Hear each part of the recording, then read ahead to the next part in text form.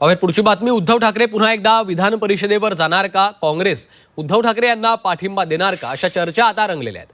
कारण काँग्रेसचे प्रदेशाध्यक्ष हर्षवर्धन सपकाळ यांनी विधान परिषद निवडणुकीबाबत एक मोठं विधान केलेलं आहे. उद्धव ठाकरे उमेदवार असतील तर विचार करू असं वक्तव्य सपकाळ यांनी केलं. तर दुसरीकडे उद्धव ठाकरे उमेदवार असतील तर निवडणूक बिनविरोध होईल असं खासदार संजय राऊत यांनी म्हटलेलं आहे.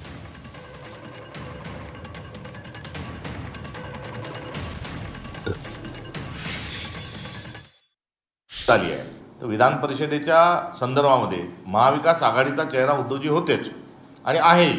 त्यामुळे उद्धवजी त्या ठिकाणी जर स्वतः जात असतील तर जरूर त्यांच्या जाण्याच्या अनुषंगानं काँग्रेस पक्ष हा सहानुभूतीपूर्वक विचार करेल. इतर काही वेगळे प्रस्ताव असतील तर चर्चेची आवश्यकता आहे. एवढं या उद्धवजींना स्वतः उद्धवजी हे महाविकास आघाडीचा चेहरा आहेत. महाराष्ट्राचे माजी मुख्यमंत्री आहेत. महाविकास आघाडीचे नेते म्हणून त्यांनी मुख्यमंत्री ते राहिलेले आहेत आणि अशा परिस्थितीत त्यांना विधान परिषदेमध्ये जाण्याचा निर्णय होत असेल तर आनंदाची बाब आहे.